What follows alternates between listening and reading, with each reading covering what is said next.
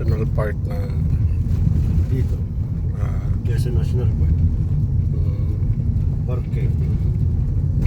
or sa Bitukang Manok. Dito sa Bicol, ganyan din. Maluwang lahi sa Bicol. Iba pa yun. Kala ko ito na yun. Doon yun sa Dahit. Doon yan sa kabila. Hindi, mamaya pa. Doon pa yun sa... Dadaanan din.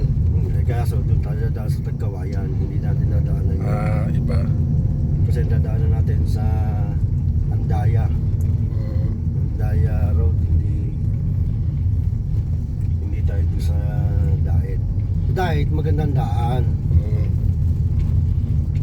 Inis, walang lupakan. Kaya lang, wala ka nang ginawa kundi kumaluot kumanan.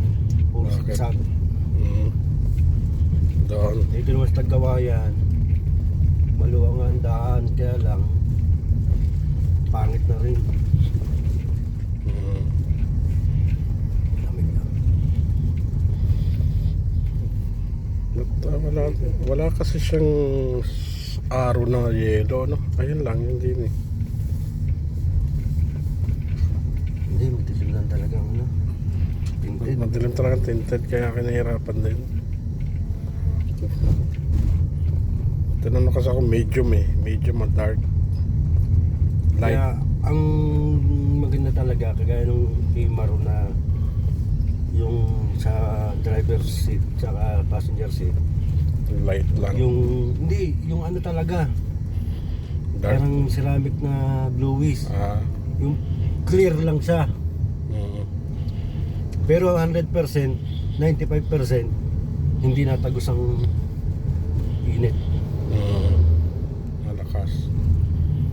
Eh, magkano naman yun? Ang mahal. Ceramic. Maganda ceramic. Ceramic yun eh.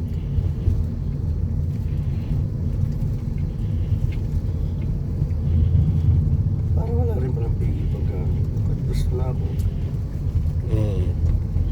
Lalayan din talaga na preno. Ba't yung Montero ko ginamit eh?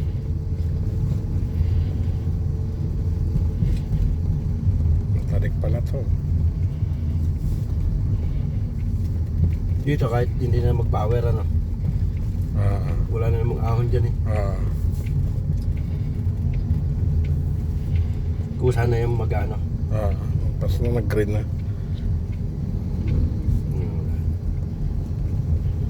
Nakaipat lang din pala daan dito. Dito rin daan na pauwi. Oo. Balik. Tatandaan mo lang dyan yung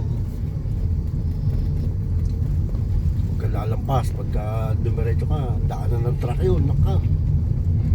Mas pangit ang daan dito. Naku. Saan nakadapat? Kakaliwa ka eh, makita mo.